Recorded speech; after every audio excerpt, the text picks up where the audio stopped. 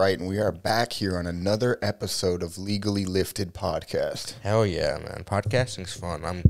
I'm glad we finally got the podcast back. We get to talk some shit, and it's actually so much more room now. We cleared out this green screen, dude. Oh you shit! push that stuff I didn't back. even realize that's what I knew. It felt more roomy, in right? here. There's just more space because those big ass poles were taking up way too much space. Oh yeah, definitely more space in here. But on today's episode, we decided to kind of touch on a debate that has been, I guess, raging in our comment section every now and then about Delta 8 versus Delta 9 and the difference in effects and I guess what each of them are.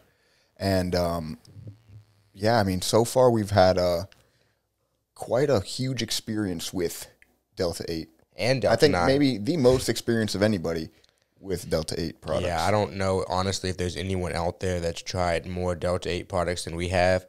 I would like to meet you. I seriously doubt it, but there might be someone out there at this point. But tried more companies than us, I actually can't imagine. Absolutely. And before we dive too deeply into it, we are actually smoking on our own legally lifted Delta 8 cartridge brand. We scoured the globe trying to find the best quality we could find. We tried to find carts that wouldn't clog.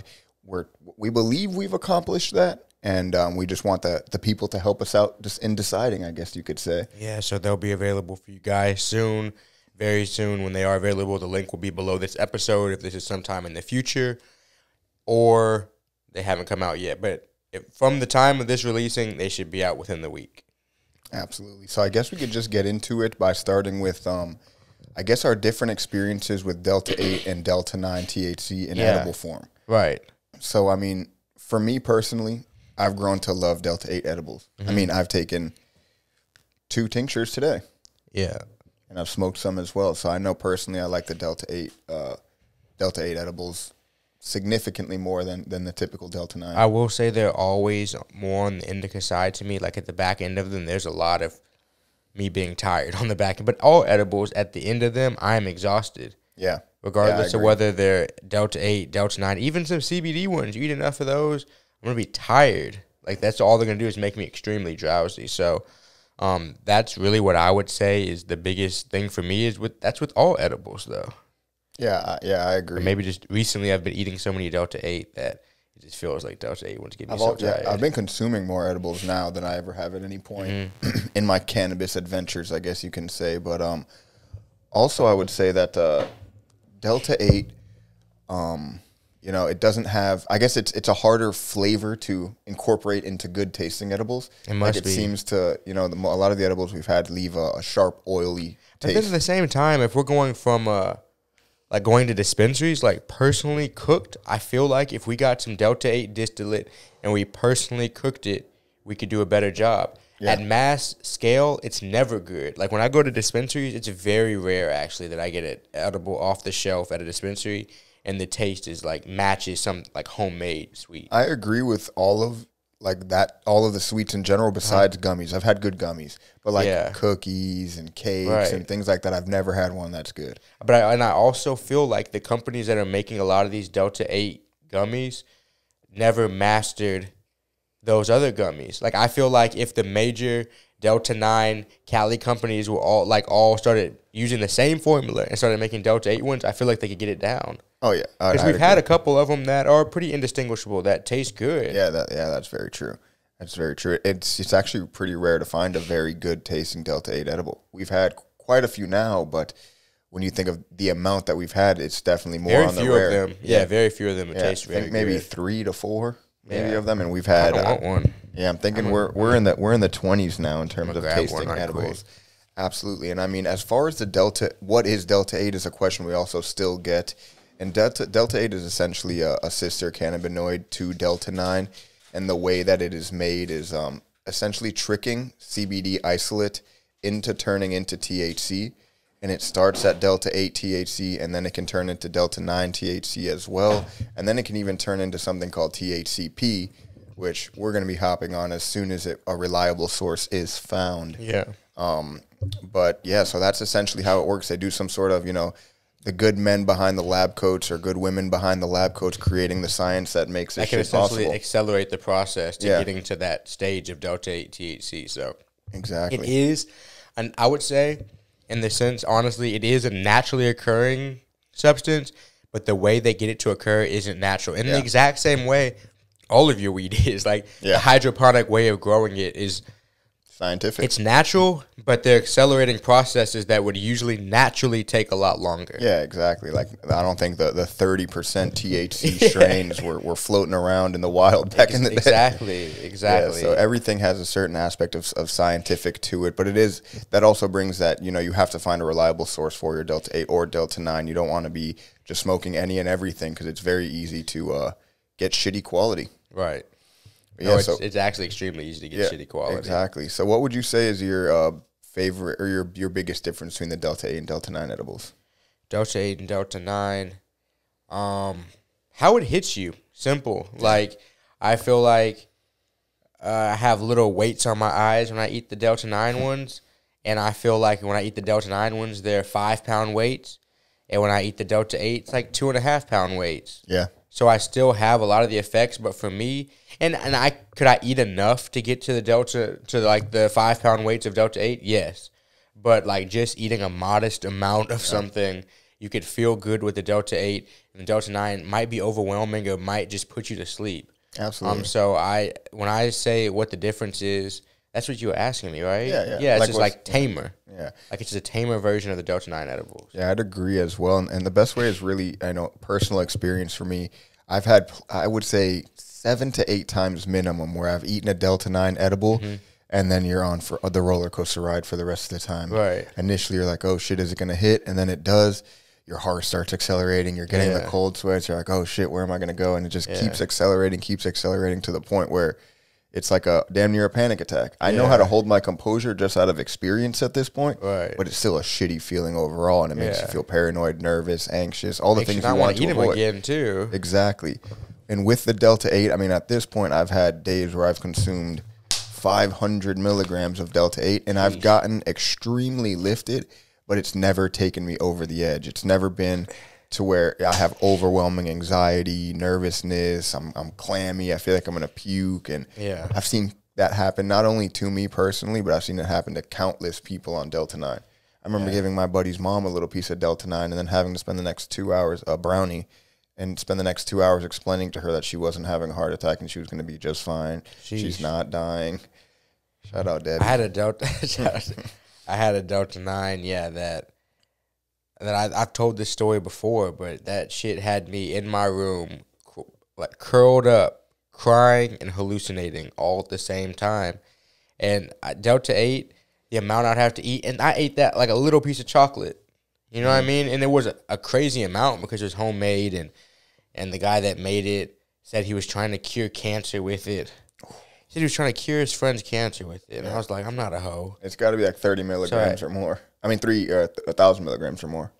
It was ridiculous. Because he made all his with just pure concentrate, too. He didn't put flour in there. He put, like high-quality RSO oil in there that he made at his house.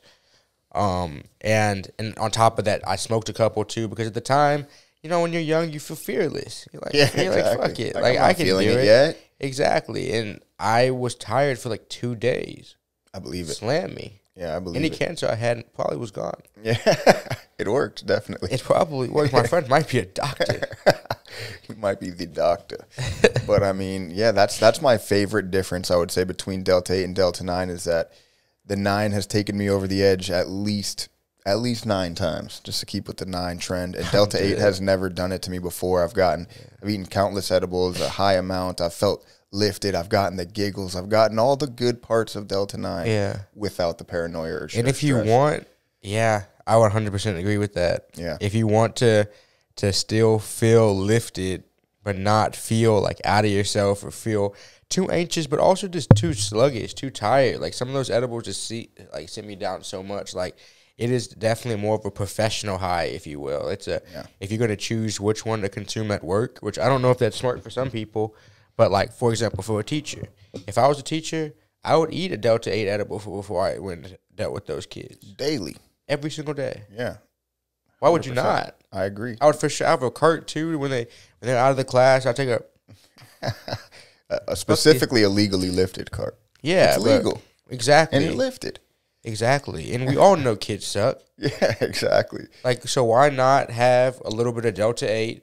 You know what I mean? I'm not saying construction workers, like, that's dangerous. But kids, you're not dealing with anything important. I agree. And I think couldn't agree more. But so I think I guess the next part of the debate, I would say right now for me has Delta 9 has the advantage over Delta 8, and that's in the flower game. I don't think I've had non-existent. Yeah, exactly. The Delta 8 flower game is all, the sprayed flour. We still haven't. Have you had any of the sprayed flour? Just in pre-rolls. And I don't even know if that was sprayed flour that we had in the pre-rolls. Was it? I know I believe one of them was in the herb one. It was like a Delta 8 infused flour is what it said on the thing, something like that. I just feel like that's moon rocks. It could be. Like what other companies are considering moon rocks. Yeah, it very well could be. But I guess I personally haven't had any flour that was even sprayed that I could break down, roll up, or anything like that. Me either. If they came out with that, I would be interested for sure. Yeah, I think there's some companies doing it. I don't know if, the thing is when you're spraying the flour, it's really hard to keep it there. Even in the glass container, it's going to be rubbing all over the edges and all that shit. But, like, as far as flour goes, if you're a flour smoker, the best way to do it, if you're looking for Delta 8, would be Delta 8 concentrate mixed with a little flour, which we may definitely 100% be getting in pre-rolls here pretty soon. Yeah, it'll be fun. Yeah, definitely. It'll definitely be fun. But in Delta 9, honestly, when it comes to the carts, I would say Delta 8's winning simply because of legality. Yeah, and like one in an illegal state, one's a felony, one's not legal. The thing that I would say sucks somewhat is I do think you need to hit these carts a few more times. You need to hit a Delta 9 cart to get the effects. If you hit a Delta 9 cart really 2 times, you'll probably be feeling like lifted. Yeah. If you hit these for that, you probably need 5 to 6 small hits or something like that to get to that same effect. So I would say that's where it kind of lacks a little bit. But at the same time, it's still nice. Yeah, I agree with the Delta 8 and Delta 9 carts. I agree with that as well. Knowing what's in your Delta 8 cart, having a lab test, having whatever you need there to feel comfortable, as in compared to the random street plug that has that generic cannabis brand that they all say they're from Cali, and you don't really know what's in it. They're always a little bit different color. Exactly, because at least with Delta 8, there are companies out there to which you can research and see the background, do all that type of stuff, versus, like Sergio saying, dealing with perhaps one of the street plugs that has anonymous or plug, because anything can be in packaging and look like it's from Cali. Yeah, absolutely. In China, they make stuff that looks like it's from America all the time. Absolutely. I think China prints the American flag. For real? Yeah. All of them, all the ones you buy, they probably were printed in China. Vietnam. Yeah. That's actually crazy. Yeah. So, I mean, I think... There's nothing more American than that. Yeah, exactly. So, I think in the Delta 8 versus Delta 9 carts, I would say if you find a good Delta 9 cart, they're still a good product. But outside of a legal state, it's impossible to. Your plug completely. Yeah, your plug may say he gets it straight from Cali, but so do all plugs. And I don't think the risk is worth it. Yeah, And exactly. you can get Delta 8 from Cali. Exactly. It's very true. And, so, I mean, I would say Delta 8 wins in the edibles for me. Flour, obviously, Delta 9 is really the only pure flour available. Right. And the carts, I would lean towards Delta 8 as well. Yeah. And also, I mean, if you're looking into the smoking of it, Delta 9, even in the flour, can sometimes take me overboard. Like, if I have a really heavy sativa and I smoke a whole vaporizer bowl, I'm like, shit, I got to turn this off. I'd be really interested in, more isolated Delta 8 flour. I don't know how possible that is.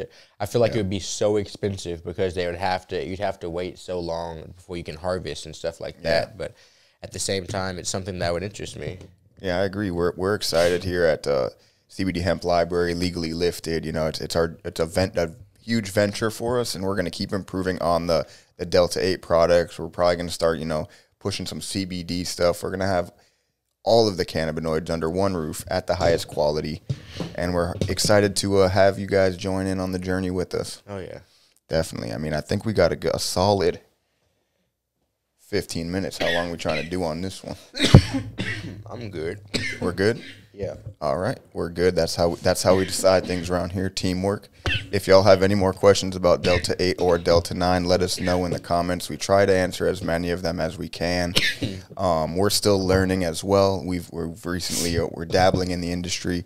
Check out Legally Lifted brand. We'll be dropping very, very soon. It's probably been dropped by the time you've watched this video. Yeah, because tomorrow it's going to get like 2 views. Yeah, exactly. So if you're one of the first 2, make sure to send us an email at sergioandgppod@gmail.com. First 50 people get a discount code. We'll make sure to hook you up with a nice discount code if you're one of the first 50 people. But we appreciate y'all tuning in, and it's been another one. Indeed it has. Peace.